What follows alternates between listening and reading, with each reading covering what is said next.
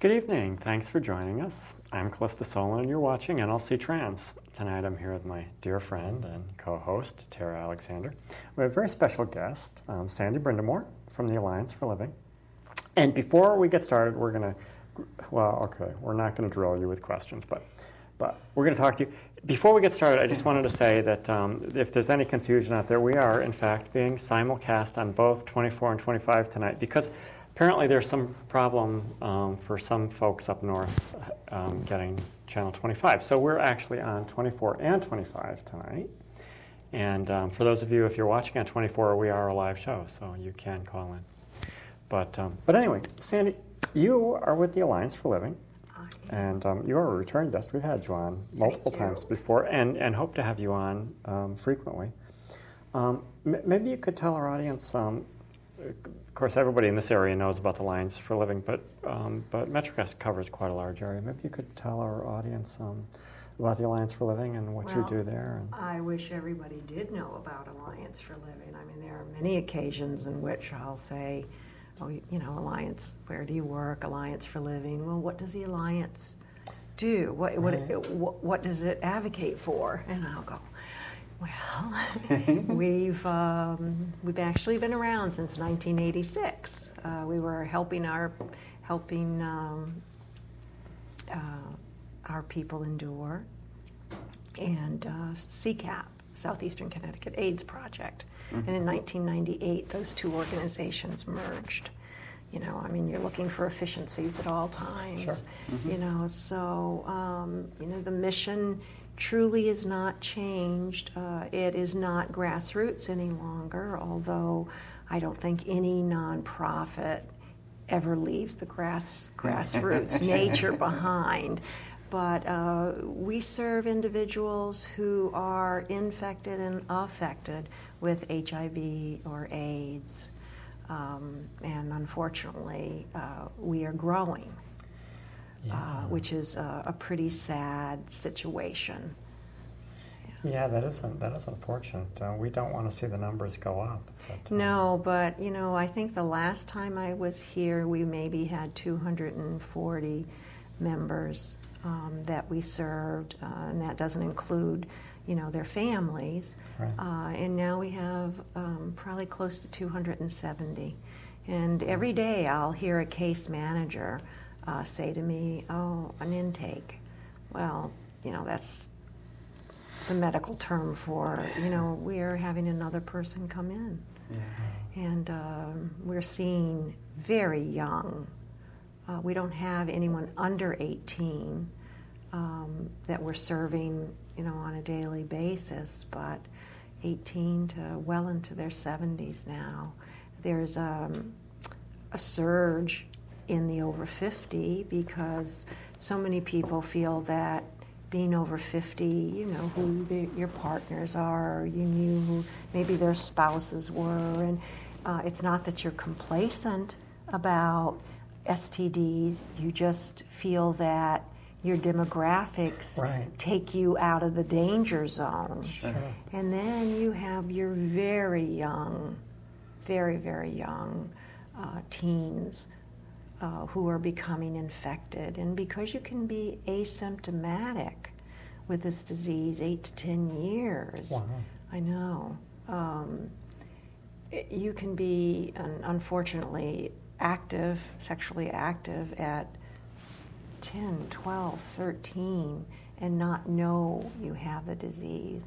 And it's easier for a young girl to get the disease because if she gets an STD, like she has chlamydia or something like that, and syphilis is on the rise as well, yeah, especially in the young male population. The unfortunate thing is the chlamydia or gonorrhea, young girls are trying to remain virgins, so oral sex is used in replace of, or anal sex, and you know, they're getting those diseases in those parts of their bodies, and that means they become they're very tender. You know, their skin is very tender and raw, and the disease can enter their body much more easily. And, facilitates the transmission of the disease. Right. Well, there's a task force that was initiated by Ledgelight Health District, and it's sort of in a embryonic stage, although definitely it's something here to stay because it's needed. But it's the Groton New London Teen Pregnancy and Communicable Disease Task Force, in which educators, there are three primary groups: education, the faith community, and the community as a whole. We're all sort of in three different groups, and we're trying to find ways in which we can, excuse the term, penetrate the community and make them aware of what is happening instead of being ostriches. You know, they just have got to say, all right, is acting like it's not happening in my own backyard going to save these people, these children? Or do they just accept the fact that it's here and we need to address it? Right.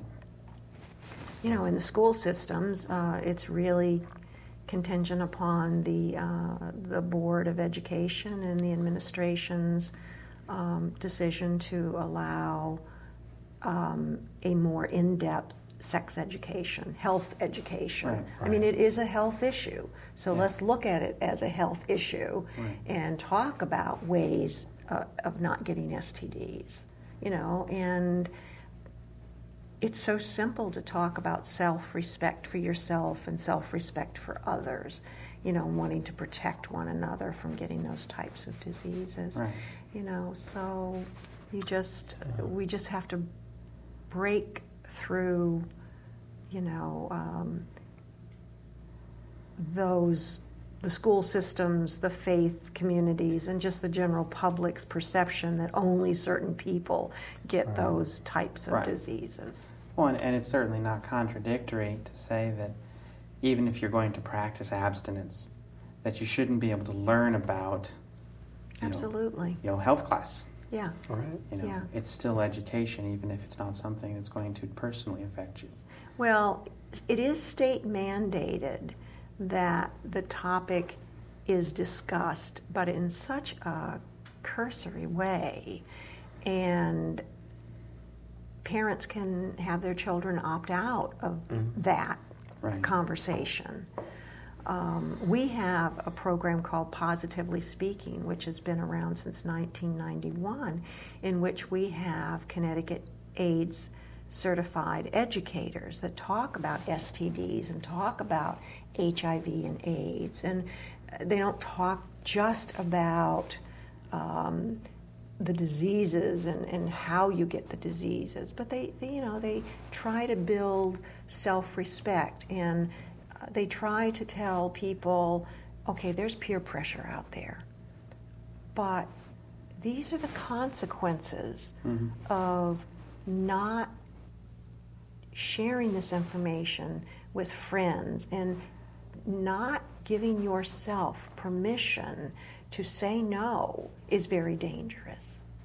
You know, and some girls and some young boys who are just shy, you don't know what their family situations are like, and you know, how do they come to school